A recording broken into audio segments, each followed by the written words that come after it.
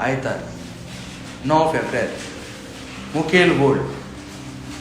खोल उदकांत व्हडें भायर व्हर आनी मासली धरूंक तुमच्यो रापणे घालात, नियाळा घालात. जेजू आमच्या पातका पासत मेलो आनी तिसऱ्या दिसा पुनर्जीवन जालो म्हूण भाग्योन पावलू कोरीतकारांक परवडटा. शुभ वर्तमानान जेजू खूद शिसांक दिश्टी पडटा आनी खोल उदकांत रापण्यो घालूंक सांगता.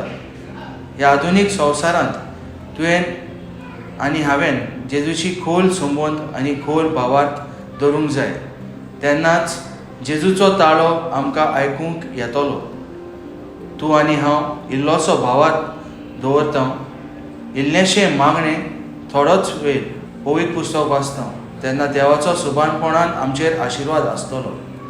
जितलो आमचो भावार्थ, जितली आमी आमचें समर्पण करतलीं, तितलो देव आमचें सगळें विस्मिता करतलो. आमचें जिवीत सादें जावन आमच्यो कोन्यो व्हड जावंक गरजेच्यो. तेन्ना आमचें जिवीत खोल भावार्थाचे समदिरांत वचून फळां बरीत कोन्यो दिसून येतल्यो. पवित्र मिसाचे भेट तेस पवित्र पुस्तका बरोबर नियाळ करून आनी हें सगळें मेळून दिसाक 24 वरां म्हणटोच 1 वर 30 मिनटां आमी देवाक दिवंक प्रयत्न करुया. आनी तांतल्यो आनीक 2 वरां आमचे पेल्याचे सेवेक घालुया. जेजूच्या खोल संबंदान वाडूंक म्हळ्यार ल्हान जावन जेजू भाशेन दुसऱ्यांचे पांय धुवन मरूंक पासून तयार आसप.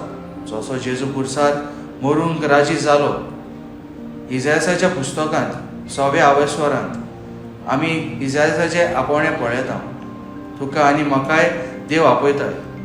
आसात काय तुमी तयार? म्हजो थाराव.